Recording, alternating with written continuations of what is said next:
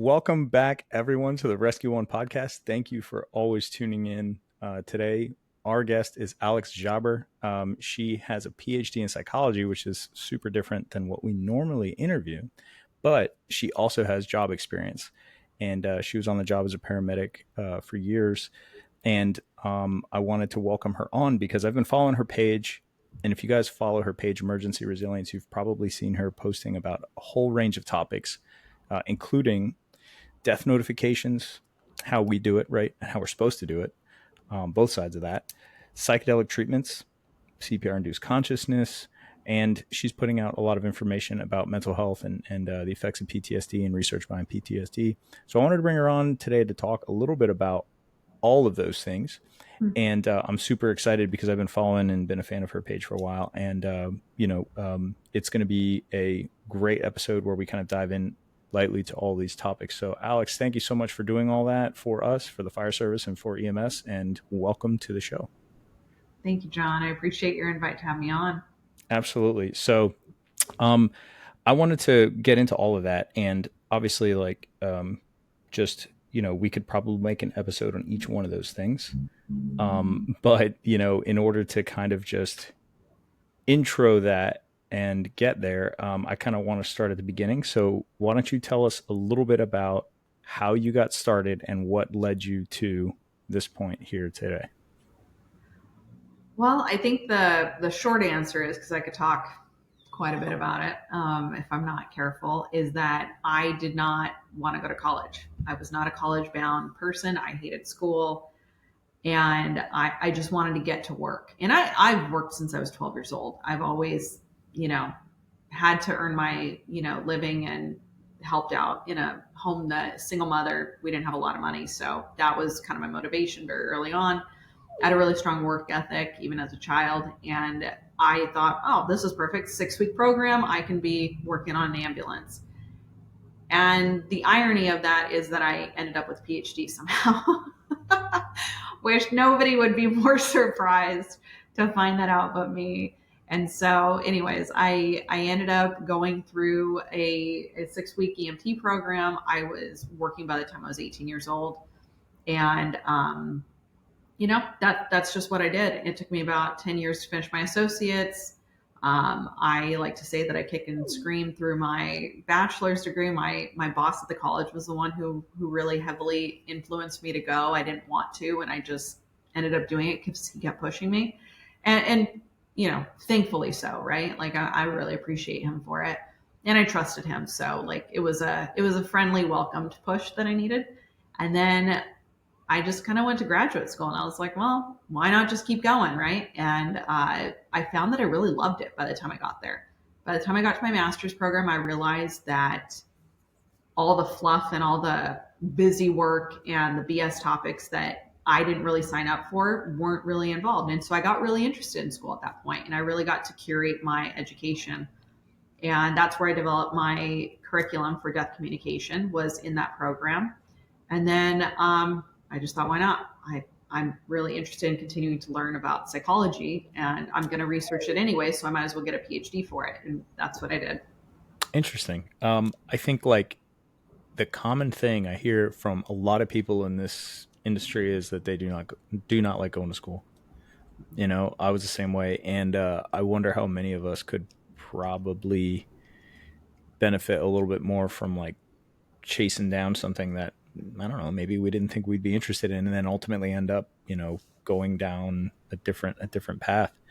I know when you were working, I guess like so while you were working as a paramedic, um, when did you start thinking about starting this page, emergency resilience, and kind of all the stuff that you have really become passionate about? How did that come around? I mean, did that kind of always pop up on your radar, or was it like events that kind of led that to happen? Honestly, I can't pinpoint it to one thing. I really can't. There were, a few things. There was suicide of a colleague. There was being more aware of my own mental health struggles with depression and anxiety. In fact, my depression, I was not diagnosed until 2021 or 2022. And that was eye opening for me because I had been in the mental health space for years. I'd been in therapy for years. But in the time period that I was diagnosed, I actually wasn't in therapy. I wasn't regularly seeing a therapist. So I imagine that's where it went kind of undiagnosed. But looking back, I could look back to periods back in high school where I suffered depression. I dropped out of high school my sophomore year. That's the other irony. I hated school. I dropped out my sophomore year. It took me 10 years to get my associates, and here I am with a PhD. So, things can change. I think it's a matter of figuring out that, like, it's okay to not like school. It's okay to go, you know what, that I don't like, but finding the thing that you do. And so, on a side note to that, yeah, it was getting curious. It was finding more awareness about my own mental health, and wanting to have some more personal fulfillment and personal growth that really hooked my interest. And having these conversations around the coffee table or with friends sitting even at a bar, honestly, who were also in the field. And I just thought, oh, why not just put it on social media? And this was back in, I think I started my page in 2000, I think 19 or 18 maybe. I actually don't remember. I'd have to go back and look, but it was right before 2020 was really when it started picking up. And I had no idea what I was doing. I was just like, well, let me just start putting this there. I had been putting it so much on my personal page, I started to get a little insecure that my personal friends wouldn't want to hear about this, which is a funny story we tell ourselves. And so I Yeah. created a separate page, and that's what you see now. Yeah. Well, I mean, if people don't tell you, and maybe they do, but we get a lot of value out of it. I'm saying we out of like as like the fire service and probably EMS, but I send your stuff around to like coworkers, and I find it helpful. Like my boss, who is now an EMS chief, or EMS chief, but he was an EMS captain for a long time. He's always told me when I was being trained, when someone passes away, we don't say passes away, we say dead or died. If somebody dies on scene, you have to say in some way, shape, or form that Mr. or Mrs. Smith has died or is dead. Otherwise, it's gonna you know totally go sideways. He's had at some point. I mean, some people just aren't present enough or don't expect it, and all the things that you've said. And man, you were the first person other than him that I ever heard say that. And it's still like, is that kind of taught in school right now, like in medic schools? I don't remember ever being taught that. I mean, do you know if because you taught for a little while, right? Is that correct? Are you still teaching? I still teach at the college I was at, not as extensively. I'm only there a few times a year, Yeah. but yeah, at one point I was teaching quite a few cohorts at one time at a couple different colleges. And no, it's death notifications is a heavily overlooked part of the curriculum. And it comes from the national standard curriculum Mm. that was released in prior to the update in 2021. It had been updated in 2009 was the last time. So 2009 it was updated, and then 2021 November, so end of 2021 it was updated again. And no no regard at all to death notifications. Like, your scope of practice and the bandwidth of curriculum that educators must include, no discussion of death whatsoever. So unless it's someone like you who's had personal experience with it or feels a certain way about it, they're not really going to get it from their lead instructor because it's not in the book. Yeah, and I've partnered with quite a few programs across the country where they actually implement my training in, and I've actually done training with their adjunct faculty and their skills instructors to find out, like, how can you integrate this? Like, take my course as a foundation and then build off of it. Yeah. Like, and this is me speaking to the instructors, take your personal experiences with it and let those be lessons for your students. Don't just take the ones where you were great and you had it all figured out and you did everything right. Tell them about the times you really messed up. Like, those are the lessons. That's what the foundation of my education is. All the times I've done it wrong, right?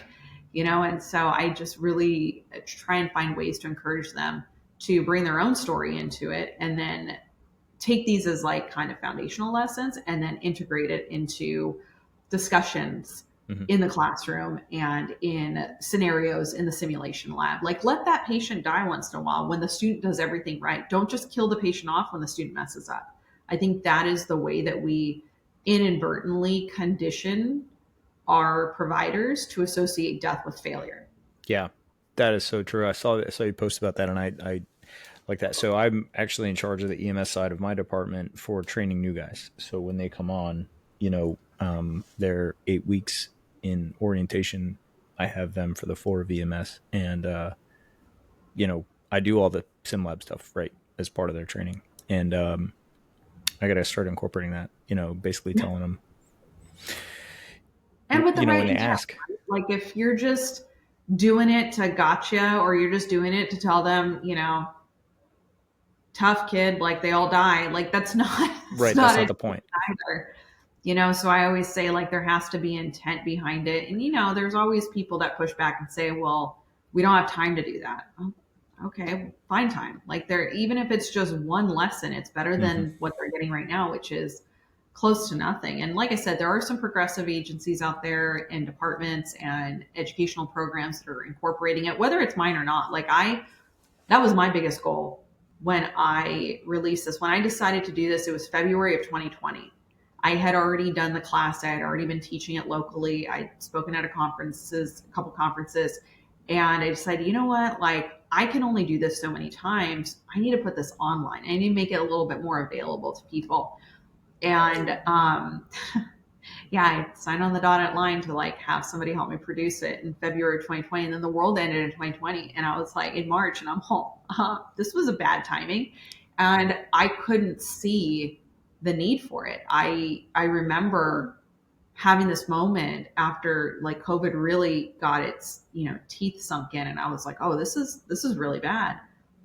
And I remember thinking, what bad timing, like how selfish of me to like try and sell my course while the world is ending. And a friend of mine who we worked as medics together, and she was a nurse at that point, she was like, Alex, we need this more than ever. No joke. But I couldn't see it. I was so in my own way about it. And so I'm just really grateful for some of the people that like helped me see past my own blind spot, which was that, yeah, it's needed. And so my intent even back then was, I don't care if people take my course or not. I just want them to have the training, and I want to bring attention to the deficiency that currently exists in our curriculum. Yeah, because clearly it's there. And it actually kind of tees up the next question, which when we have patients die on scene, um, why? Like, okay, so I think when we get there, we run a call and we think as medics, we need to resolve whatever issue is in front of us, whether it's abdominal pain or it's cardiac arrest. And, when someone is very clearly dead and we're on scene with them, sometimes, like I was telling you earlier, we'll actually transport them, especially if they're young, even when they're clearly dead, just to say, I don't want to pronounce them dead here in their home because it's hard for their family. They don't have the social support. Like it's actually in our protocols.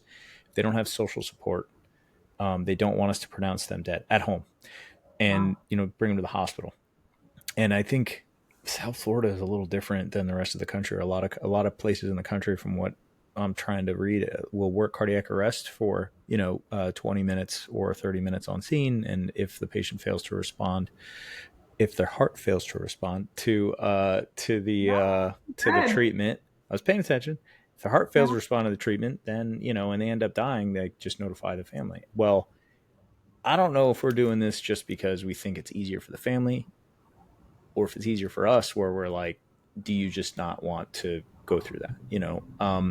So I guess it comes down to personal choice. My question would be like, is it really better to take someone to the hospital out of the home, or is it, especially I always go to kids. I think if a kid dies in their home, is it better to pronounce them dead there and tell the parents, and they basically are left with their child at home and have to have you know, um, the medical examiner, everybody come to their home, or is it better to, even Hmm. if they're dead, transport them to the hospital?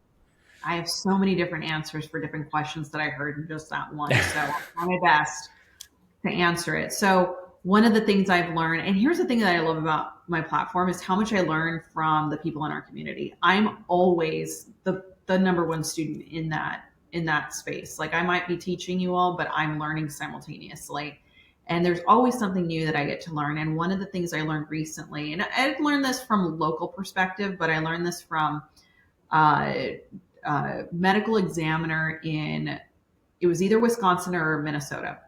And she explained to me that she basically said, please, when, at least in her area, um, please, when there is obvious signs of death and this kid is dead, there's nothing you can do. Transporting them to the hospital is not going to help things. It actually makes things harder. Because she says that now, and this I knew from my local agency, which is that when you transport a child to the hospital that dies, that you know was going to, your efforts were futile or they were obviously dead. When you transport them to the hospital, you go from having one crime scene to two.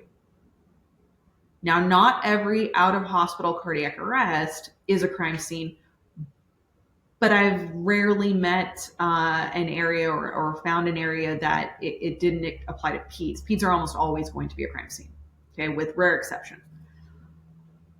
So now you have two crime scenes. So what this medical examiner taught me was that, and us collectively as a community, because I shared it, is that in her area, when you split up the crime scene like that, she has to then take the parents back to the house, hand them like a Cabbage Patch doll, and have them reenact what happened.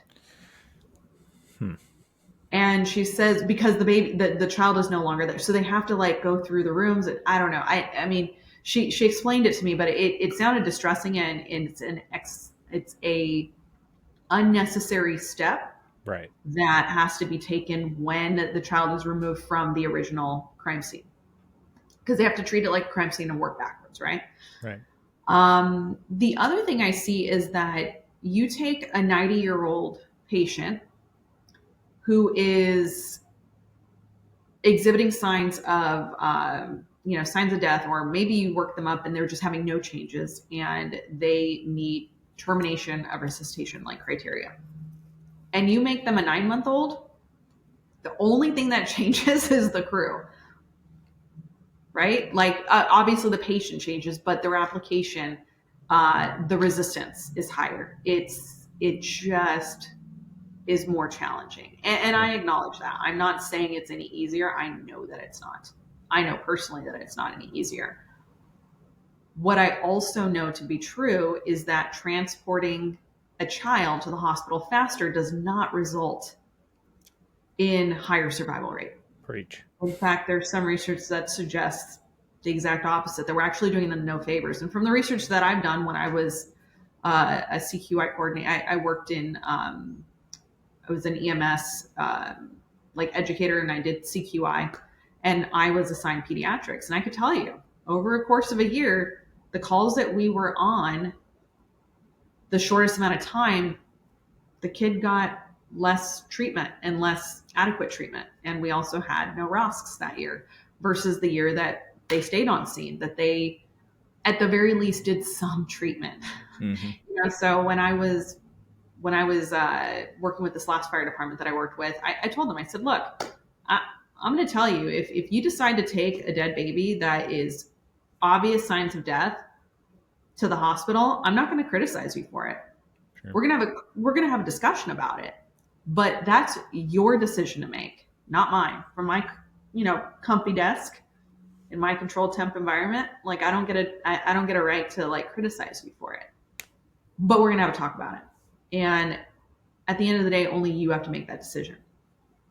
And all I can ask is that just get your first round of epi on board. Just get that first line, that first IO, that, make sure that you defibrillate anything that's shockable, because otherwise, if you're just scooping and running, you're potentially just delivering a soup sandwich to the hospital.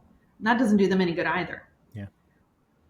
So, you have crime scenes to consider, you have the mental state of the providers to consider, and then, think about the social conditioning.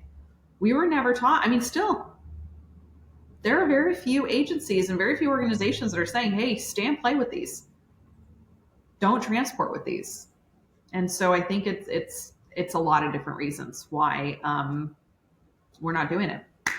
Yeah, and if you stay and play and you start IVs or IOs and you place a tube and you have like the child defibrillated and all this stuff, and then you're like, all right, we gave it a good run, pronounce them dead, tell the parents, and then you have to leave a patient there with Yeah. all of this stuff in the back of our head. We're just like, this isn't right. Yeah. So only because like I'm walking away and I have to leave the child here that the parent has to see.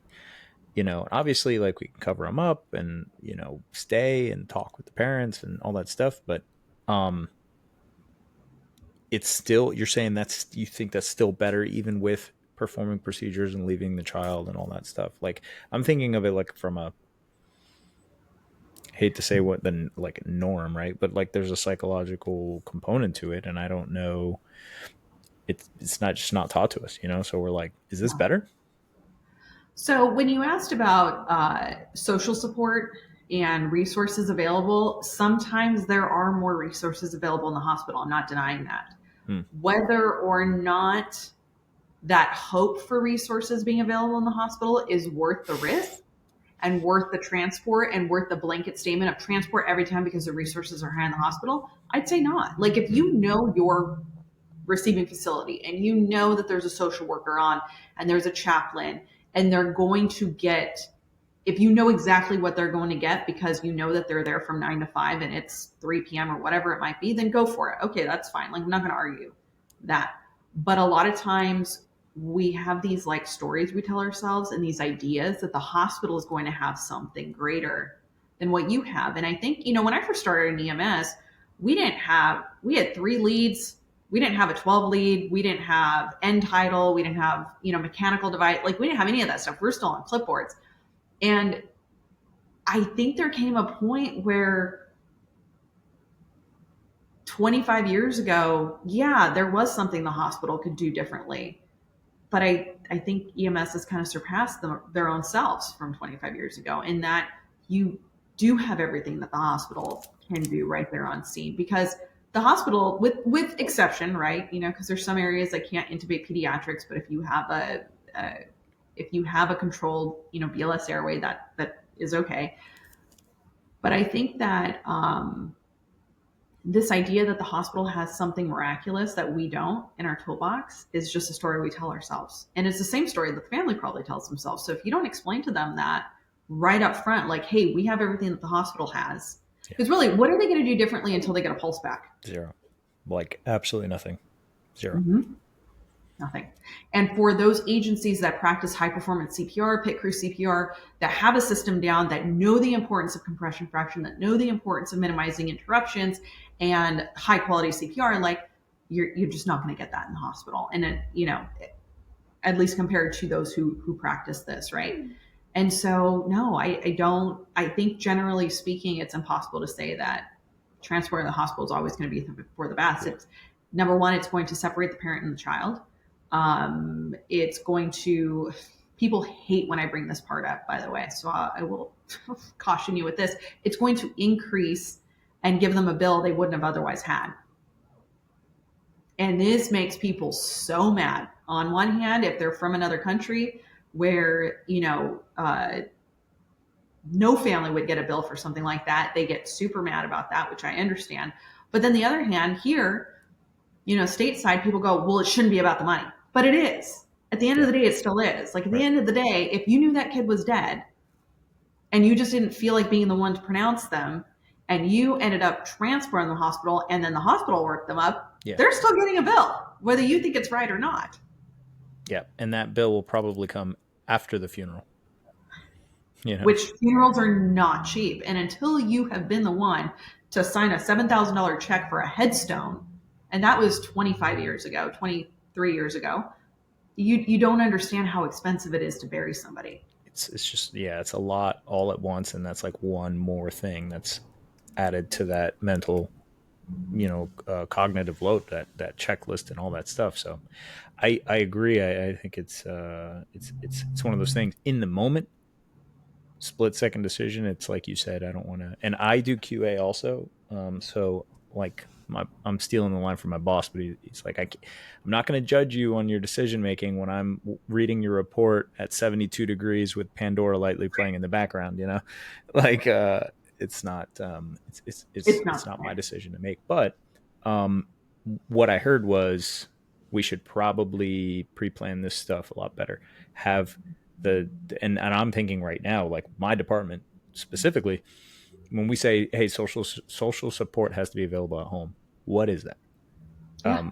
Is this like, your brother's coming over later, or is this you need a priest there, or is this, the American Heart Association has to show up? Like what does that mean? We didn't really define it. And that could be case by case to, person to person. So there's that. And then I don't think we know actually what social services the hospital has. Like I think most hospitals is just a social worker. Is there something else that they're going to get from the hospital that they can't get at home? I mean, what's like ideal for these people to have at home? Just family? I mean, ultimately it's kind of what they want, right? I mean, I think so, but you've got social workers are an amazing resource to have when you have them. I don't remember how many years ago it was, there was a mass exodus of providing social workers in the hospital. If you have child life specialists in the hospital, which is a very specific specialty, they can be very helpful, Yeah. especially when you're having to deliver the news to other children. Um, like I said, chaplains, but of course, there's limitations with that because not everybody wants to speak to a chaplain, even though chaplains are designed inherently to be very non-denominational. Not everybody looks at it that way. So these social services are only as good as people willing to utilize them. Yeah. So yeah, it's a great question. Is asking what does that define, and also at the same time, on the flip side of it, I appreciate that they're considering that. If you have somebody who looks like they're going to be worse off if you leave them there, and for the policy to ask you to take that into consideration, I I don't hate it, but I'm sure the hospital probably does because then they're going to be inheriting, Yeah. the dead body, unfortunately, and they're going to be waiting for the coroner. I don't know if it's like where I used to work, but you'd wait hours for a coroner unless it was a Sure. pediatric and it was public. You would wait quite a while for them Yeah. because they were so short staffed. So I don't know. There's a lot of things to unpack with that, and I think another thing I want to make sure I mention is that I don't know if you're familiar with Mike Taigman. Mm-mm. He's the guy's amazing. If you've ever been to an EMS conference, he's probably speaking there. And he and I, the first time I met him, we went to lunch and we're just talking. And he tells me this story about when he was a medic in the 80s in Denver, if I remember correctly.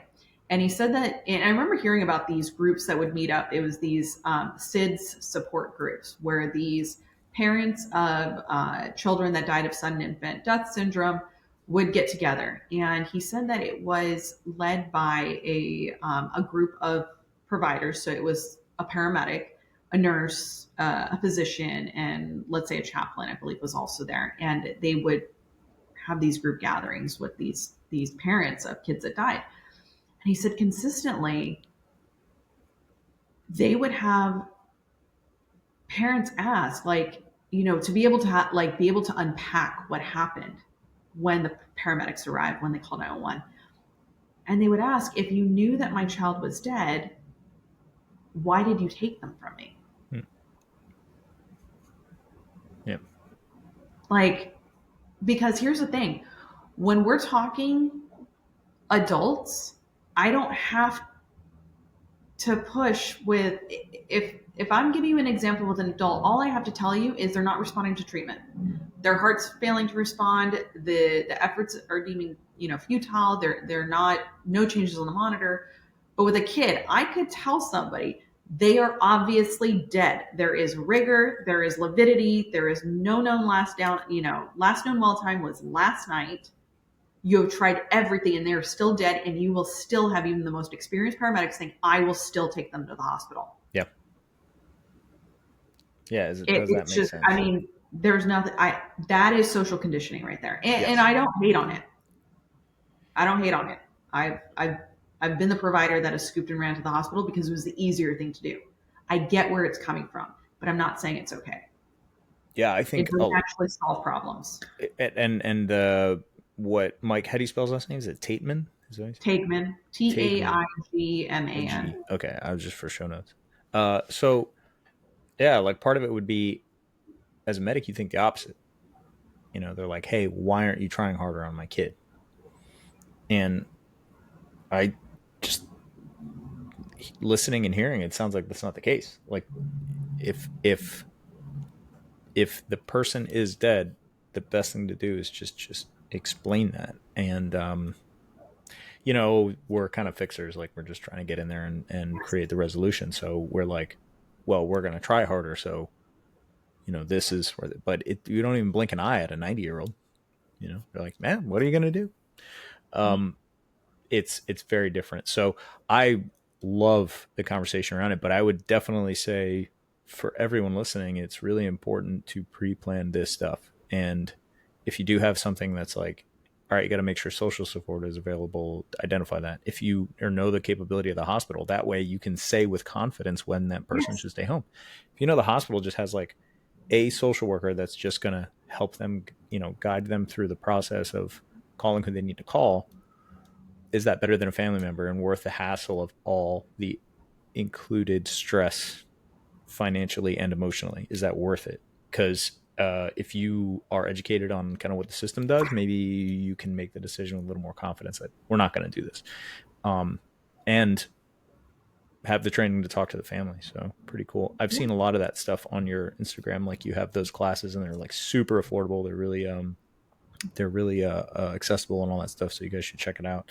But Thank I you. want to kind of jump in a hard transition to the next thing, which was I've um, read a little bit of your dissertation, and it's in.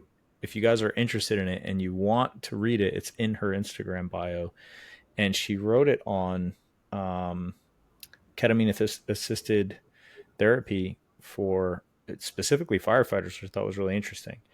And I would love to hear kind of what brought you to that point, like why firefighters specifically, because ketamine assisted therapy is like starting to gain popularity. And I know you wrote it a few years ago, but um, it's still, you know, the paper's still relatively recent, but it's been kind of popping up just with everyday civilians as well. So a little bit about kind of what landed you to do it on firefighters and what that was like.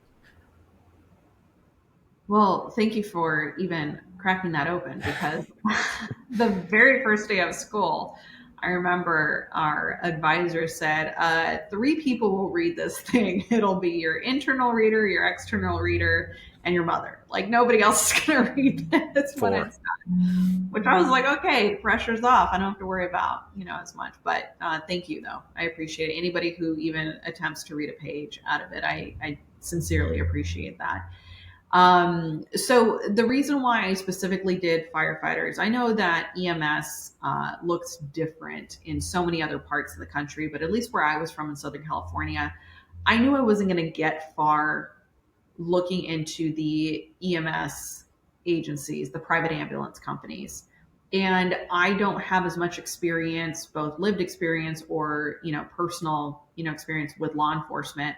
But when it comes to mental health initiatives, it seems to be those two, at least where I was from in Southern California, which is, the fire department or the police department. And I had a lot of connections with the fire department. I'd worked with the fire department. I was paid call firefighter at a time. And so I knew a lot of these union leaders. I knew I could potentially get in and sit down with some of these union leaders, union presidents. And that's what I went for because I was going for influence. I wasn't going for, I didn't want to just explore a problem. I really wanted to introduce a solution to the dynamics. And, it wasn't, I mean, I can't speak for every agency out there, but it wasn't the private ambulance company that was initiating CISD and peer support and all that stuff like that. So I went where I thought the trendsetters would be, which has proven to be true so far. And so I put a thing out there, a call for request, and I had a pretty good response. I think it was eight union leaders that I was able to interview throughout the state of California. And we had some remarkable discussions. And that's what I was going for. I was going for, let's introduce a new idea. Let's talk about what the resistance is around it. And let's talk about the reality of this being, I just want it on the menu. When it Yeah. comes to ketamine assisted therapy, it is not for everybody. Yeah. I will be the first person to say it's not for everybody. But I do believe it is something that everybody has a right to decide with their clinician and their practitioners. So their medical practitioners, their primary care, and their therapist, whether or not it's a fit for them. That's what I'm trying to advocate for.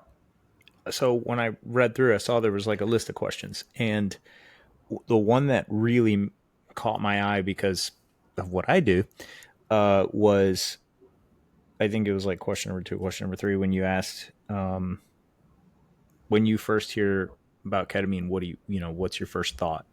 And I saw kind of the average answers. There was like 3 subsets. Can you tell us kind of, I guess, just like more my curiosity, like the vibe of these union leaders, because from people that don't know, like the average or the size of the fire departments that you were talking, I think you said it was like as small as 80 and as big as like 1,200 at a time. So Mhm. you were running the whole gamut of sizes of fire departments. So I think it's well representative of kind of the rest of the country with size, right? Like as far as small, medium, and large fire departments. What were these guys or girls, as far as leadership, saying for that question? What was the vibe? Party drug, horse tranquilizer. Nice. Those were the two that they knew it was a rave, a desired or highly sought out rave medicine, a rave drug, and they also said horse tranquilizer. I don't I think mean, they're anybody. not wrong, I mean, they're not like, I mean, but it's multiple things also, can be yeah, used for multiple things, right? yeah. It's just that's not all it is, It's a whole That's story. yeah. It's cocaine was used with a lot of medicinal benefits, like way back in the day when you use it As was appropriately. heroin. But yeah, as was heroin, right?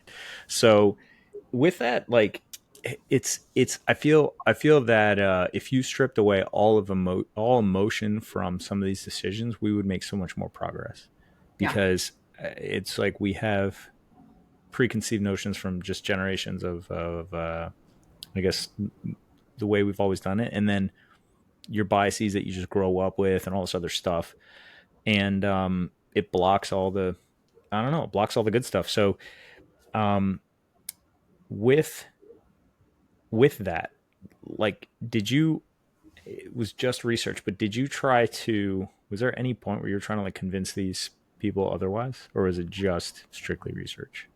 I just wanted to see where they were See at. where There they're was at. a point where I would answer questions, and after I inquired with them, they were like, "Oh, I did a little research and I didn't know that it was being used for this." There were only a handful of them that were actually carrying it on their units as well. There were some that didn't even carry it for pain management for their patients. That was the third one. Also, Mm-hmm. was that they knew of it as pain management for as an alternative to fentanyl to their trauma victims on the ambulance, but they didn't know, or fire engine, but they didn't know that it was used for mental health. Um, and I no, there was, and I had to be very mindful of that because I was walking in with a bias. I had done all this research on it. I'd seen the good it had to offer, and I had to be sure that I was going in with, and that's why also I should say that I did end up doing ketamine therapy for myself, but I waited until I was done because I was already going in with enough of a bias. I didn't need to go in with an even bigger bias, right? And so I needed to be very aware of that unconscious bias and conscious bias, to just allow them to show up as it was and not ask questions that led them in one direction or another. What was that treatment like? Mm, it's good. It was. Here's what's great about ketamine therapy is that when it works extremely fast. Like we're talking next day, you are. I mean, it's a rapid antidepressant. Wow. We don't know how long it lasts, Okay. meaning 5 people could go in for a series of 6 treatments and they will all have vastly different outcomes. Some people will their symptoms will be resolved within those 6 treatments. Other people will need to continue repeating them. Whereas myself, I went back for a booster several months later. I went back for another one. So I want to say it was about 3 months after my series, I did a booster. What's a booster is like a standalone after you do a series of like 3 or 4 or 6. Okay. So I did a booster, felt relief. I kind of had a re-traumatization right about then. So I don't even know that I would call it a regression Hmm. of my symptoms so much as a new thing was exposed that I was struggling with that just activated something that was already there, if that makes sense. Yeah. But it helped remarkably. And then the following April, so that was October. By April, I did another one, and then I'm still reeling from the positive response of that one. I So love it's that. now going to be March. It's almost a year. So each one potentiates the other. Each one kind of builds off of the other, and it's not the only thing I did. Like there's some self work that went into it. There's a lot of self work actually that went into it, and a lot of therapy and integration. So I would never say that ketamine by itself does the work. It gives you the tools to do the work yourself. So with people who are resistant to self work, because I'm going to say, and I know how we are, but we always want to look for like the shortcut or the quick fix. So I know sometimes when people hear these things, they're like, all right, instead of going to see a therapist or instead of like basically signing myself up for a lifetime of just doing the work I need to do, I can just go take this ketamine assisted therapy a few times and then I have fixed the check engine light and I'm good to go. That's not the case, right? Like, In a way, our brains are wired for efficiency. So I like to think that the people that seek out the harder route are actually the exception to the rule. I mean, I don't think that there's anything inherently wrong with following the evolution of what our brains were designed to do, which is to be sure. very efficient. However, I will say that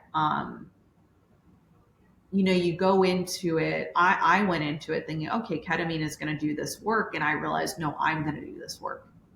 I actually get to do this work. I'm the main ingredient. That was the thing that really came out of my series was I'm the I'm the one that was missing. I need to show up in my own life. I get to do the work, and ketamine makes it easier for me to do it because I felt too lost to find like you don't know where to start sometimes.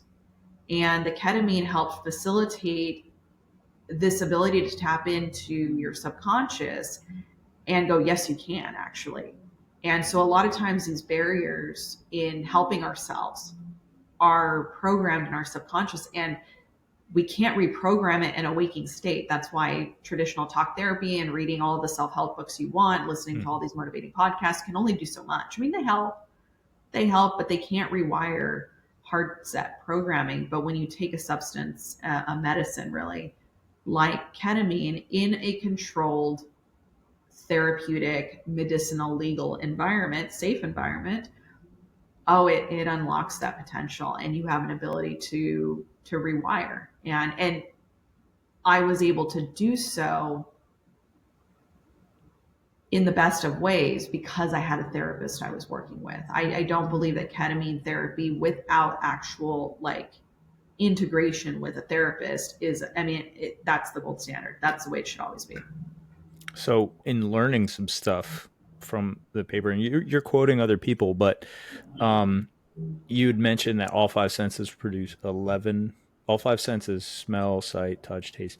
So, they produce 11 million bits per second of information to your brain. Every second, you're getting 11 million stimuli, Mm-hmm. basically hammering your brain. And we're programmed to design it, but between that and then what you were talking about that other psychologists were describing like the persona and the shadow, I guess like what another one described as a mask. I think that one, when I read that, I'm like, that is us. The mask thing where we do it for I think good reasons, right? You put on a mask when you go to work where you're like, okay, I have to be on. I need to be on the ball today. I'm on shift, and it is really noticeable for me. I can speak personally. If I go to work in the firehouse, And it's just totally different and when I come off, it's almost like I've heard people describe it as like hyper vigilance a little bit, Mhm. where you're just like ready. And I love going to work. I have the best crews.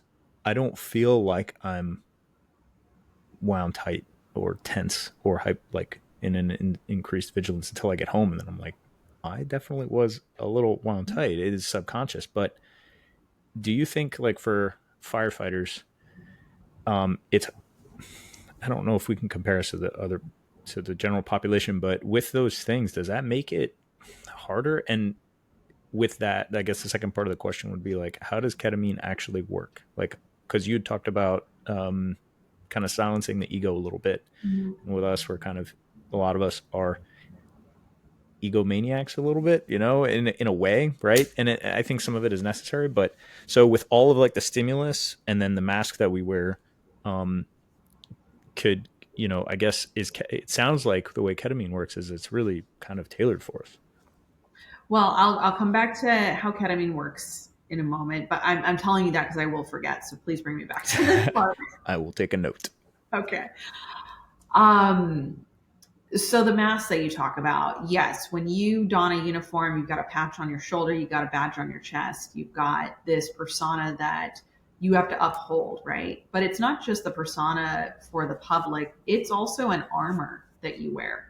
It's this ability to compartmentalize, to even dissociate, to, somebody was just in my DMs talking about that reel that we were kind of talking about earlier, and he's like, yeah, he goes, my girl was at the house, at the firehouse, and I'm making flan. Like he's making dessert, and all of a sudden somebody shows up at his, station, and something blew up in their face, and they've got skin coming off, they've got airway burns. Like, I mean, this person, I mean, for a walking medical aid, it's always nothing or something really big. And Yep. so he has this full trauma activation. They land a bird, they fly him out, do this whole thing.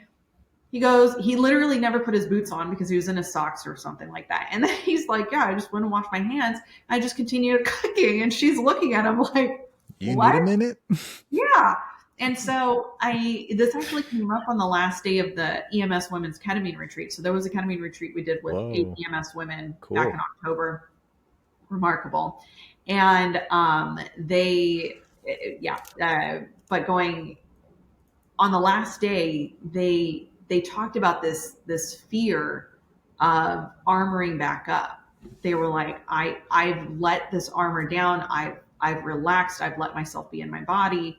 I've put my defenses down. I'm afraid to put it back on.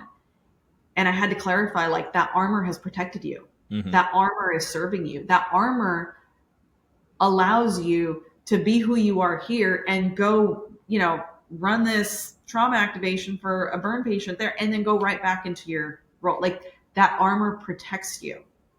It's that you never take it off when you go home. Your armor going on when you're at work is a good thing. We don't want to deactivate that. Right. It's when you go home, do you set it down? Do you let yourself process it? Do you let yourself be angry, mad, sad, joyful? Even that's the one we blocked most. That was something ketamine really taught me, was how much I blocked joy from my own life, because I'm always expecting the other shoe to drop, kind of thing. And so, while yes, there is this sense of being on when you're on duty, that's okay. It's, can you take it off when you clock out? It doesn't seem like natural. No. I don't know if, like, evolutionarily we still have a caveman brain. There's I think it's more evolved, but there's still parts of it. I saw a really good meme. I communicate in memes a lot, and it's kind of reminding me of this whole thing we're talking about right now, where this person is like sitting. It's a meme person sitting down staring at their phone. It's like, sorry I didn't text back. I'm busy processing, like 2 gigs of information per second using a brain designed to, like roast meat in a cave. It's like this concept where you're reading it and you're like, wait a second, yeah, like, what am I doing to my brain? Um, when it's, designed to like run from prey or attack prey. And we still have like largely unchanged, you know, the Homo sapien brain, but you have, I mean, like it evolved and stuff, but you know what I mean? And I wonder like what is natural and what is not natural, and like how is it affecting us? Um, the I mean, shit, just look at sleep, right? Like the way first responders alter that very, very natural and necessary thing, and the side effects, the second and third order effects that come from that. Um, Something like that, where we put the barrier up, and maybe we're not that good at taking it down. But I mean, I guess how it comes back to ketamine would be if if we're doing this, is that compounding things out? Is that, and then the fact that we have an ego, um, it, like I said, I think from what I think I understand about ketamine, it is like tailor made for firefighters for this. So I'd love for you to kind of take that apart. Like, how does ketamine work, and why is it like a great thing for us, an option at least? So there's a few different mechanisms, and none of them are we 100% sure of. That's the kind of fun thing with ketamine. It's like magnesium; like we know it works, we just don't know how it works. I remember hearing that about Magway. It just puts everything to sleep, kind of thing. It relaxes everything. So what they understand to be true with ketamine is that it will dissociate mind and body, and the idea is that when it allows for the reintegration to take place and the connection to take back place, there is this regenerative process in the brain where you have these damaged synapses where the ketamine will actually allow for new growth to take place. So it really leans into that neuroplasticity. It's a rapid anti inflammatory. So if you're there's a few different ways that we get depressed. If your depression is related to inflammation, which has been a theory for a long time, it's not, something that we think very often, but I think 50 years from now, we'll look back and realize, oh yeah, that was a thing. They believe that the anti-inflammatory effects actually reduce the depression. It also has an effect on something called the default mode network. So if you've ever had a conflict with somebody at work, or a call that just repeated over and over and over in your head, and it creates this thing called rumination, where you repeat every single thing that happened trying to like make sense of it. That's rumination. It can be very distressing for some people. um, and it basically turns down the volume of the default mode network. So even in MRI scans, you can see the activity level go down.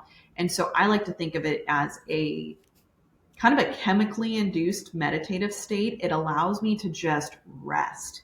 And the response that I've heard from other people who have done ketamine, myself included, ketamine therapy, I should say, and myself included, is that their ADHD brain, of like constantly chattering, constantly narrating every step, gets quieter.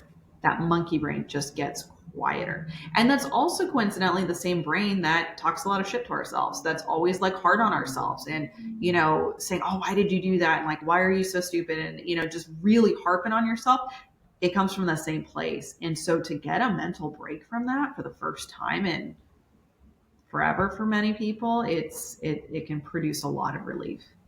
So that's part of it, is like the relief, that the kind of silencing from that. But then, um,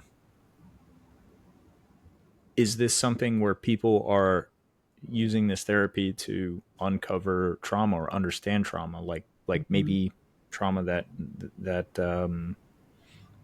like repressed trauma that they don't remember? Yeah, that can be a result of it as well. And the other thing I want to say is that it gives you access to your subconscious mind. Okay, so it gives you access to your subconscious mind, and it allows you to reprogram old beliefs. So something we have to realize is that from the age of third trimester in our mother's womb to 8 years old, we were, I don't remember what the if it's theta or delta waves, we're in a primary state of hypnosis. That's why they say that kids are such sponges, that you can teach them multiple languages under the age of 7 or 8, Hmm. because they're technically in this hypnotic, highly impressionable state. So a lot of the things that have happened to us, or a lot of the beliefs that we're downloaded with, actually occurred in our childhood. And so they're even more set in stone than something that we decided a week ago or something like that. And so the ability to change our mind. One of the best books you could read on just the discussion of psychedelics in general is How to Change Your Mind by Michael Pollan. And he's an investigative journalist. I highly recommend listening to the audiobook because his voice is just incredible and his ability to storytell is wonderful. And there's actually a 4-part Netflix mini series by the same name, How to Change Your Mind, Yeah, I that's saw hosted it. by Michael Pollan. Really good. Yeah. And so what you get is this ability to go back and rewrite something that you didn't download in yourself or that you wouldn't want to. Like maybe you grew up in an abusive home. Maybe one of your parents was an alcoholic. Maybe it was a broken home. Maybe you were sexually abused, physically abused. You grew up with food scarcity and these securities that you can't seem to talk yourself out of as an adult. Even though you have a roof over your head, you have food on your table every day, you have a loving relationship, maybe there's parts of that keep showing up and expressing themselves and manifesting into your life as a full adult based on childhood trauma. The ketamine acts as an ability to give you access to those parts of your unhealed self and repair them, rewrite them. But it's not something that's easy to do by yourself. That's why you need a therapist to go in with you that can process these things, that can say, hey, what came up during your session? You're not incapacitated. You'll have memory of it. Excuse me. You'll have memory of it.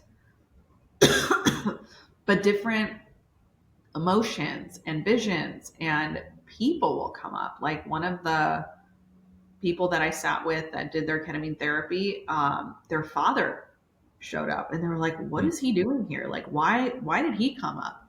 And turns out, he had died of suicide Hmm. and that really impacted her. But she showed up to this, session thinking, I'm unpacking that one bad call I had. And lo and behold, her dad was part of her wound. And so we got to, not we, but her and her therapist got to unpack that and got to explore that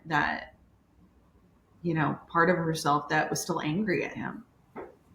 That's interesting, and I think like um, the that I think that's a question from a lot of people is they I use ketamine on my department on a lot of patients, and we use it for a lot of stuff. We use it for intubation, we use it for seizures, we use it for pain medicine, It's the and duct I've tape of given the med it. box now. What's that?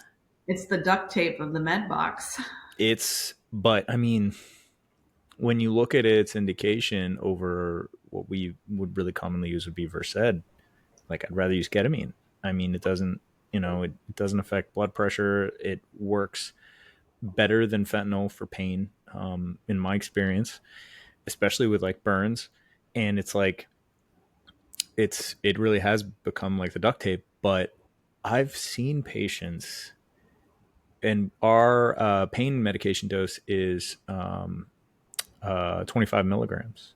So Okay. when just flat, it's not weight based, and a lot of Like places are I weight am based. IV. IV over how much time? It's slow push over 2 minutes, so we just like give it like that. And the thing is it really given over 2 minutes? Are we giving it a little faster? Someone's in pain, or we push it. And so what we end up doing is I've given it before, and we dilute it in 1 ml, right? So 1 ml, and so we push it slow, and um, I've had people just start hallucinating right in front of me, and I mean, the times I've had it, it hasn't been bad. But we had a case recently where this lady had a really, really bad trip, and she called us to complain after, and she said, everyone did such a great job. Um, I, I can't thank everyone enough, and the hospital's so nice. She fell and she broke her humerus. She was like this little old lady. Fentanyl didn't work on her, and they gave her 25 of ketamine, and she was seeing like she thought she was being loaded into a hearse in when we put her in the ambulance. Like that's what she was describing it to me. And I'm listening to the phone call. That's my job in the EMS division of my department.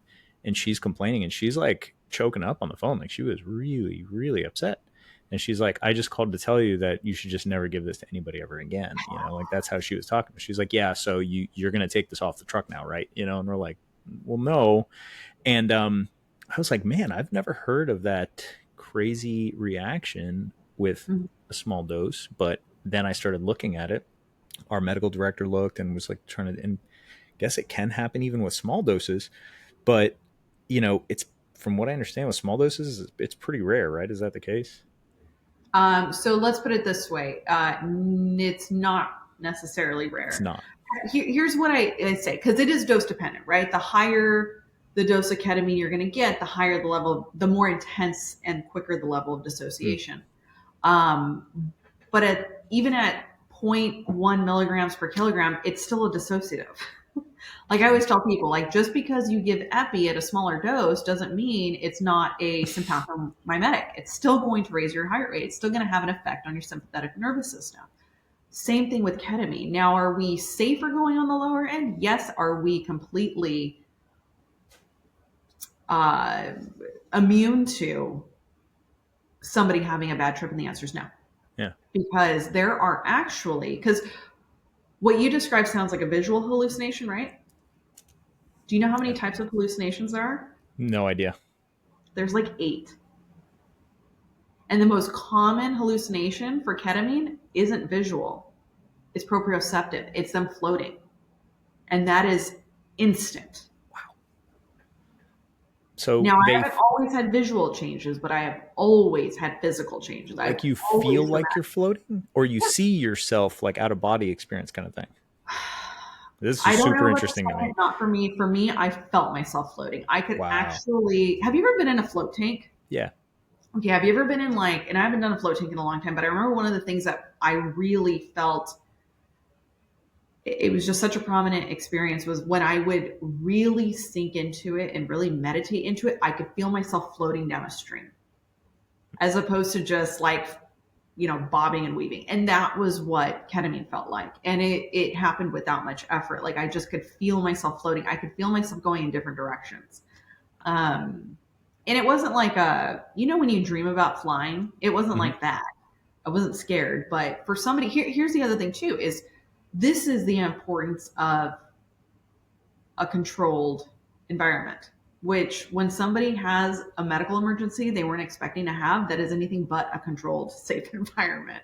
And while they might feel safe with you, think about the fluorescent lights, think about the sirens, the diesel engines, all these big men in, even women in all this bulky gear, like that can be intimidating on top of being in pain. So it's not necessarily the best recipe to receive ketamine. I would say that if I was in, personally me, if I was in an accident and I had the option between ketamine and fentanyl, it would depend on the provider whether or not I would let them give me ketamine. Um, my mom. So my mom's on the job as well. She's an EMS captain with Palm Beach County Fire Department, and Atta she's been there for a girl. long time. Yeah, she's my inspiration for getting into the fire service. But Awesome. she works in the hood, and she's been there for a long time. And they are like knife and gun club. They see all kinds of stuff, and Best places to work. yeah, best place to work. And Yeah. she gives ketamine a lot, and she gives blood a lot too. But she told me, she was like, I'm basically in their ear telling them, kind of just trying to get them to go to a happy place before I give them ketamine, Yes. you know, Yes. because she's like, not because anybody taught her that, I don't think, but because she has seen it go the other way. And she's like, I got to talk these people up a little bit before. She's also a really good medic. So, um, I'm biased, of course, but I think it was just her trying to gauge. And so I tell my guys and girls that too. I'm like, hey, before you give it, you gotta like bring the stress level down, talk to them, and just tell Mhm. them, like you're taking care of them, and like stop freaking them out, and then just give it slow. But the 2 minutes over IV, you seem like you had some thoughts on that. I'm curious, like what is kind of like a standard speed that, or IM versus IV, like how that usually goes. So when I got IM, it was so getting IV ketamine felt like I was like taken off in a nice commercial airline jet, like, oh, just taking off. And IM felt like I got shot into space. I did not like IM. Wow, I would have guessed I the did not opposite. like IM. And so what you described at 25 milligrams, 30 was the max that they could give in the area that I worked. That's still a sub-anesthetic dose. And I want to say my very first experience with ketamine, I believe, was 40 milligrams. given over an hour. So 2 minutes. So, Uh-huh. well, I So when mean, I stop and think we have 8 about, minutes with them. So, yep, that's right? true. But like think about Wow. that. Like in a therapeutic context, the dose is very similar. People will do anywhere between zero point 0.1 milligrams per kilogram to about zero point 0.3 milligrams per kilogram for their first dose, and then they work their way up. There's a couple of practitioners I've spoken to that have gotten upwards of 1.1 milligrams per kilogram IV, but not that's more of a rare exception. That's just as you work up, and it's a lot of times they're on other medications that they have to compensate for. Hmm. There are, but to think that I had the experiences that I did, the emotional experiences that I did, and it was given over an hour, and I Yeah. went, "Oh my God, people are doing this in 5 minutes." It Yeah. really opened my eyes. Because remember, here's the thing: I'm going in, and anybody who's doing ketamine therapy is going in trying to explore their subconscious in a safe and controlled environment with the support of a therapist, whether during or after. For me, it was after, but with support of a therapist to help them explore those wounds, integrate, heal, do all those things. In the case of your patient who just broke their femur, they're getting the same access to that subconscious, but not with consent. Yeah. They're not going in prepared. They're not going in with the support that they need. So instead, they get scared shitless. So, it makes me wonder. Like, I've had good hallucinations. We had a guy felt great after it, but then what happens to the person? Like, I've given 400 milligrams IV before. Putting someone down to that was excited delirium, and Versed's not working, and they're like pure, like true excited delirium, hyperthermic, ripped all their clothes off, like just shouting into the universe, like trying to punch cops, like 10 people can't hold them down. It's like, so yeah, I'm curious, like at a really, really, really high dose, have they studied like what, I feel like that's unethical, but have they studied like what happens at those high doses, or is it kind of just they're assuming? No, they don't know. For mental health purposes, it's always a subanesthetic dose. Yeah. Either For IV, sure. IM. There's been some sublingual as well, which I haven't done a whole lot of research on, Oh, interesting. to be Sublingual. honest. But there is a lot more accessibility with sublingual options, so I don't sleep on that. I always tell people if that's the option you can go with, and it can usually be facilitated in house with a therapist. So I usually am a supporter of that, even though I don't have a lot of you know Hmm. lived experience or research purposes with it. But going back to what your mom said, by the way, that is perfect actually. So for those providers who carry ketamine on their units and administer it for pain purposes, um, while you're not giving it for psychological purpose, that's not the indication that you're approved to give it for, right? You can still do things to make it a more psychologically safe experience. So you can tell the patient, hey, I'm going to give you this medicine for your pain. It's going to work really well, but it might also make you feel funny. Most common thing is some people feel like they're floating. Sometimes you get some visual disturbances, but I just want you to know that's completely normal for this medication. And I just want you to pick a place that you would rather be than here. Where is that place, right? Like, where is that Interesting. place? And find your happy place. If it's, at home with your dog on the couch, if it's on the beach in Jamaica, like, I want you to go back to that place. And I'm going to be here to remind you of it the entire time. And you maybe dim the lights if you can, tactically afford that. You're gonna maybe not go code three if you can help that. But you really want to be giving it to the patient, knowing that this is going to cause a hallucination. I think that's one of the bigger misconceptions is that just because it's a low dose, it won't. Hmm. To one degree or another, it's going to make them feel something. And unless you've ever experienced ketamine, it's really impossible to know what that's going to feel like for them. So just trust me when I say, prepare them for it. And then if they start to get a little distressed, their heart rate starts coming up, they start, moving around, maybe invite them to close their eyes if they feel safe to do so as well. And just let them, remind them to relax into that medicine. But, if they start to look like they're having some distress, you ask them, tell me about the happy place again. Ask them to, occupy their conscious thoughts with that happy place. And it can help. It can really help. That's really valuable info. And I think a lot of people Like we always wonder, should I just tell him that this is going to make him? It's like the adenosine thing. Like, oh, just tell him it makes him feel like shit, and just get it off the table. But hey, you might feel like you're floating. That's okay. Don't worry about it. And then like take the sting out of it a little bit. I guess Mhm. that's really valuable. I think people should know that. Um, I think one last thing I wanted to bring up about ketamine is a lot of times whenever we talk about a treatment, especially when it's a drug or a substance, there's a lot of pushback in the fire service where they're like they considered it maladaptive or like a coping mechanism or something. Like even when it's something that's supposed to be helpful. So I don't know. Maybe you could share some thoughts on it being compared to like a maladaptive coping mechanism like alcohol. I feel like it's a no brainer where we have this thing that's you know we're seeking it out because we have these issues that obviously either therapy is not addressing or we're unwilling or unable to go to therapy to start, and like this is kind of leading us to that path that we should be taking. And it's just as a side note, it's odd to me a lot that we have a lot of issues in the fire service where we're okay with saying like alcohol is kind of just socially accepted and generally accepted, and we look at it and we're like cannabis is not.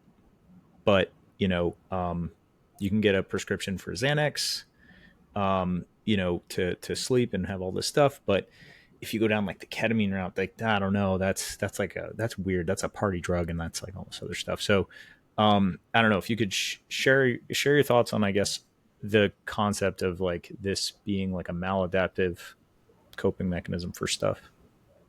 Well, I think the easiest way. So for those who aren't aware, maladaptive coping mechanisms. So all coping mechanisms work. Let's just put that on the table. All coping mechanisms work. Even I like alcohol. that. Alcohol, it's meant to numb out the bad feelings. It Sure. works extremely well, but it also knocks out and numbs us from the good ones too. Hmm. That's the problem with alcohol. So maladaptive coping mechanisms create more problems than they solve, right?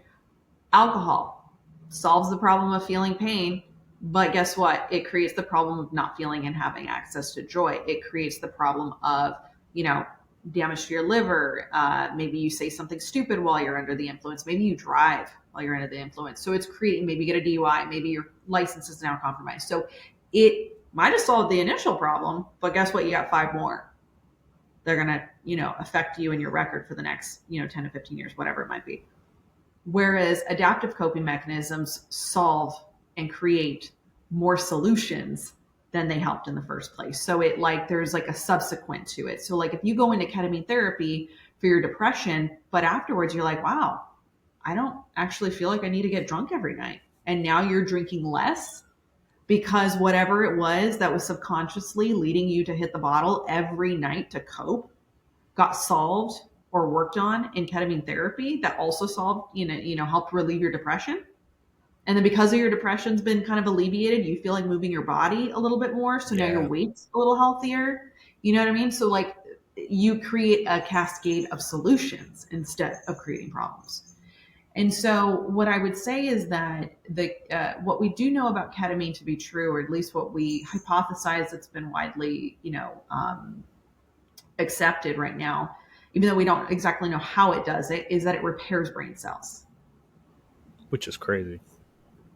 Amazing, right? It's very adaptive. It's your neuroplasticity. It allows us to change our minds. It allows us to change these patterns and to repair these damaged and broken synapses and create new ones as well.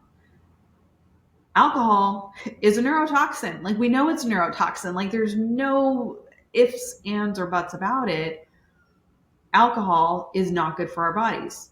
I don't judge anybody for drinking it. I certainly enjoy my glasses of wine, the occasional margarita, but I'm not lying to myself anymore. I'm no longer looking at this glass of red wine going, oh, this is good for my heart. No, it's not. No, it's not. Sure. You Yeah. can still have it. I'm going to still have it. Sure. But now I know why I'm Yeah. having it. Yeah. Right. And I also, whereas I've had a very unhealthy relationship with alcohol before, where my intent was to just get really drunk really fast. and to feel less as soon as possible. Yeah. Now I can have one or two glasses and, take it or leave it on a Yeah. daily basis, as opposed to needing it every night to fall asleep. But for those who worry that it's a maladaptive, here's the other thing about ketamine: it's not widely available. When you go out for a shoulder injury and you have to have surgery, what do they prescribe you? A narcotic, a benzo to sleep, and a antibiotic just in case, right? And just in case you get an infection. Those are the three you get standard. And then you get constipated, and you have all these other Yeah. problems, And then right? there's all the other problems. It's all the other problems. Not saying you shouldn't, like those are fine, but you get sent home with those medications. How easy is it to abuse narcotics because alcohol is not doing the job anymore, right? You don't go home with a prescription for ketamine. You have Yeah. to drive to the clinic. You have to get checked out by the medical professionals. You have to have it administered there. You have to be, accompanied by somebody that can drive you home safely. It is as controlled of environment as you can get. Right. Yeah. So while it can become maladaptive, there are people who have abused it. Matthew Perry is a classic example of someone who abused it because he was actually receiving ketamine therapy concurrently with abusing it at home. So that Yeah. is abuse. That's not just recreational use. That is abuse. He was not a candidate for ketamine therapy. Right. It is very rare that anybody would even have the access to abuse it in a maladaptive way. Yeah. That I think that's the kicker for everyone who's looking at this in that respect. But they still, the hard part is, even after they know all that, there's a lot of people that still look at it like you're going to screw around with a party drug in a doctor's office. Like, they're not, that's all they see it as. But if we were to constantly let the a stigma drive or inhibit progress, like, we wouldn't even have SCBAs in the fire service. Like, we wouldn't even do 12 leads. It's like every time something comes up. I was joking about this with my boss, because, like, we were talking about, anytime we get a new piece of equipment on the fire department, everyone just throws up a tantrum. It's like this crazy thing. And I'm like, I look at him and I go, when you guys got 12 leads, because I've been in the fire service for 17 years, Mm-hmm. but 12 leads came around like before that, but not so much before that. And I No. asked him, I'm like, when you guys got 12 leads, what was the consensus? And he's like, everybody was pissed. They were like, what the hell is this shit? What are we playing doctor now? There was all this stuff. And I'm like, It's not going to change my treatment. it's not going to They're change my going to do treatment. Right. it at the hospital. We're doing I 10-minute saw that medicine. whole rollout. It's so funny because now you're like, if you don't do a 12 lead on somebody with abdominal pain that's unexplained, everyone's like, what are you, nuts? Like, it's so normal. And that's how I try to throw stuff out there. Same thing with SCBAs. Now it's like, they if you wore an SCBA, everyone's like rolling their eyes like, oh my God, this guy is no business being on the job. He's afraid of smoke. Now it's like, if you go into a structure fire without an SCBA, somebody's sending you home because they think you're having some sort of mental crisis. Like, they don't understand what the hell you're doing. And it's, Uh-huh. these things come around, but it takes It just takes time. so much time sometimes. And it's like so weird that it's so normal, but that's how Well, I kind of things. But do you know how long it takes for something to be determined best practice to actually show up regularly in practice? no, this is interesting. How long? I think the average is 17 years. Oh my God. From where the experts say this is our best practice standard. Okay. We need to be doing it this way. To it actually being widespread and in practice is estimated 7 to 18 years. You know that we still teach how to treat exertional hypothermia wrong. We still teach how to treat a drowning cardiac arrest than a regular one wrong. Like, we're still teaching it the wrong way. Like, Yeah. it's going to be another 15 years before everybody catches up and they go, oh yeah, I remember that. But yeah, it just takes time, unfortunately. And the more of us that can be boisterous about it, whether it's just all these small conversations you have, at the dinner table, in the bay, at the tailboard, like, all those conversations add up. it doesn't just have to be on a major platform. It doesn't just have to be by these major Sure. organizations or at a conference. All of these conversations add up. And that's, coming back to the platform that I have, that's what I'm just trying to do is have more discussions about these things, put it on more people's radar, especially if they don't know about it. Yeah, I love all the stuff that we talked about. I think it doing it this way is the most important thing, and the idea of I mean, that's why I started this, to share these ideas. Because I think like a lot of stuff in the fire service is, we have progress, but it just takes a while. But I think there's the potential for leadership to get messaging a lot easier with things like this, and for grassroots, like people to bring it up to the top. So I appreciate you being here today. So if people want to reach out, tell them where to find you. I'm the most active on Instagram. That'll be the easiest way to find me. And then, but I'm on all the social media platforms, Cool. Emergency Resilience, or you can reach out to me directly. Hello at emergencyresilience.com. Awesome. We're going to put all that stuff in the show notes. So if you guys are on YouTube or anything like that, you can click. And if you're listening and you want to just scroll over to that, you can do that as well. So, Alex, thank you so much for joining us. And I love everything you're putting out there. Please keep it up. I know social media is like it's just like this never ending, thing. It's like this constantly hungry animal that you have to feed that just never goes away. But it is really cool what you're doing. So, yeah, I hope you continue for a long time. And there's probably a lot of people out there getting value from it that may or may not say it, but it's totally out there. So thank you. Thank you so much. I appreciate it. Thanks for Absolutely. having me on. Absolutely. So we'll stop there.